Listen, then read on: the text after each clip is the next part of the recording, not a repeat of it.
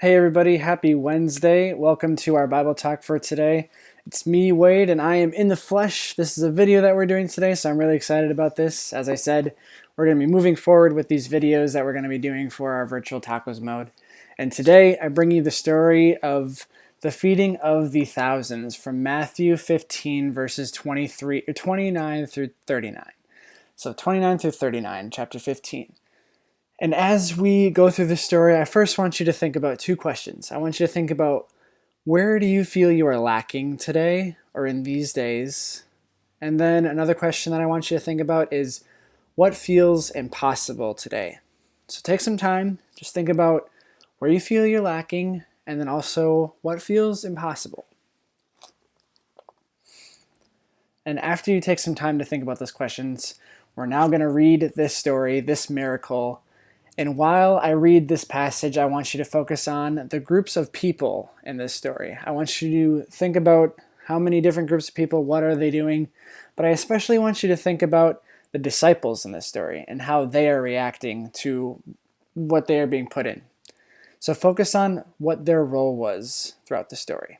And so now we're going to read the story. And this, I'm going to read from this Bible called The Message. It is a contemporary language Bible.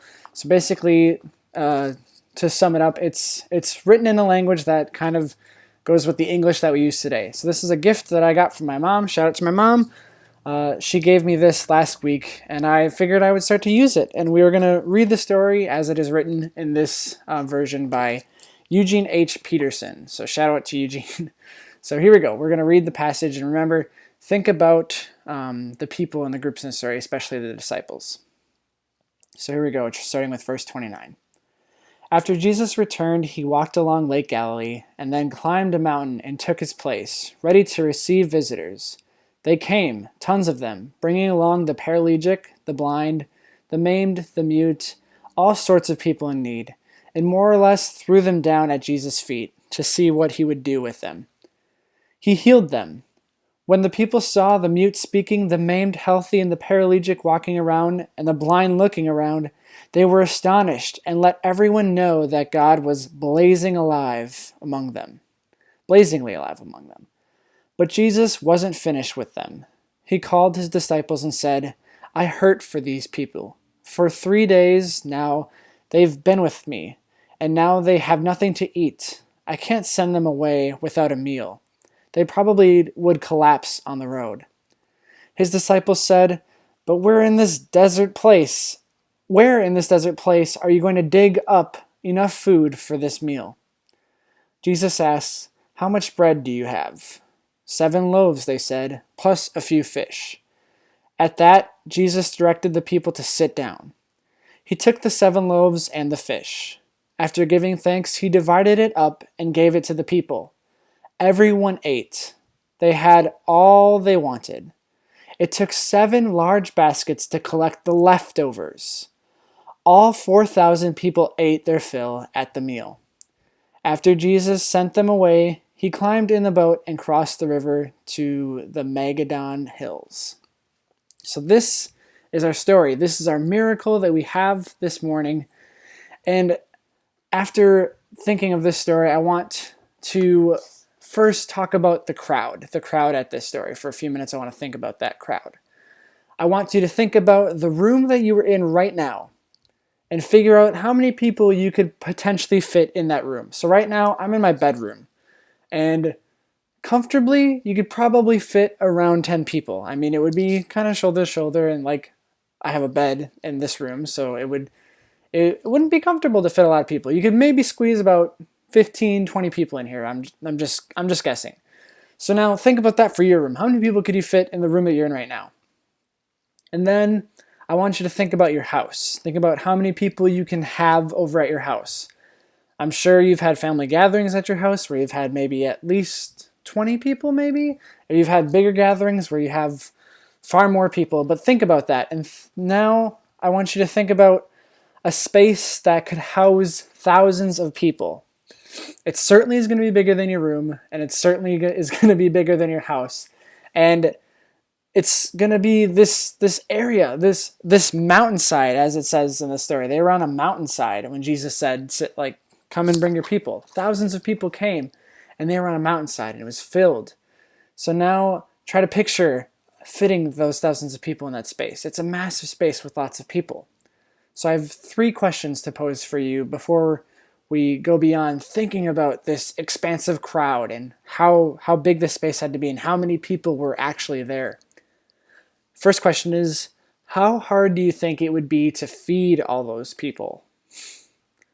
Second question is, would you have the same attitude as the disciples did in this situation? Think about back to how they reacted. And then the final question is this even sustainable to feed a group like that with the limited resources? Are they able to do so? And so thinking about these questions, I want to share that I just went to the grocery store yesterday and stocked up for this week. And yes, I came home with lots of food.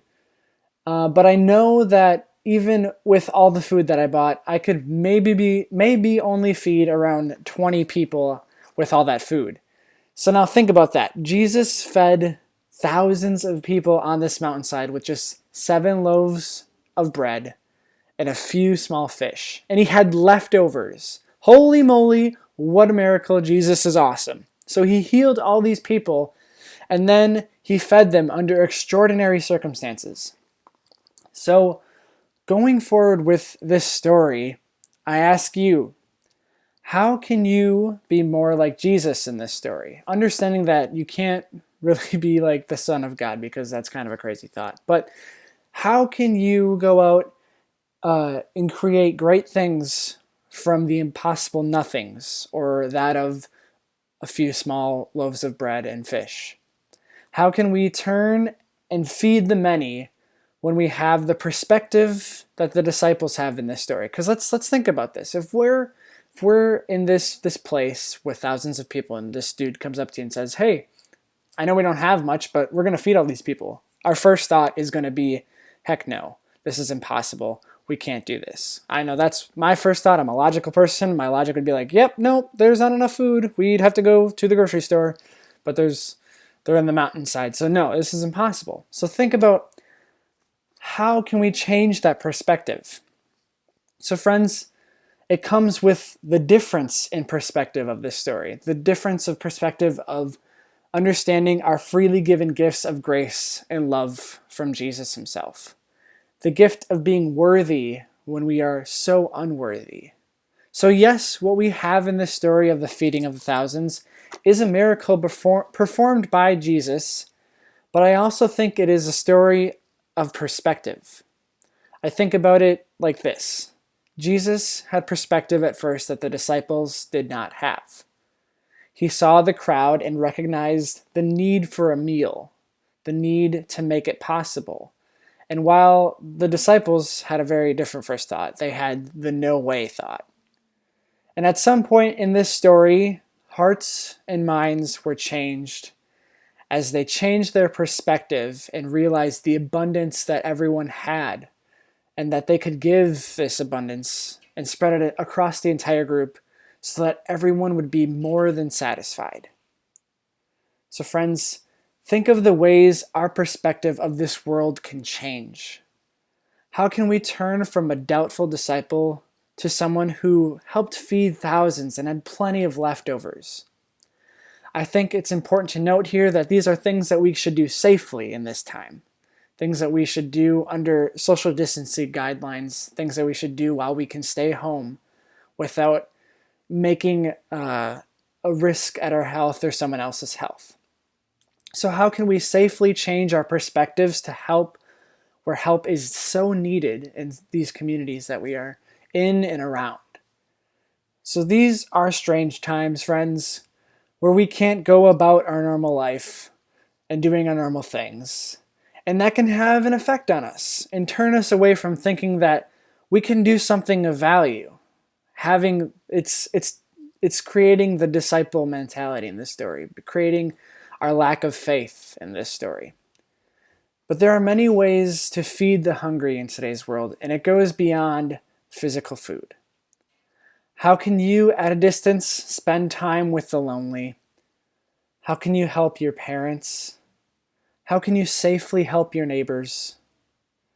We can stay home so that when we gather again, all of us can do so safely and all of us can be there.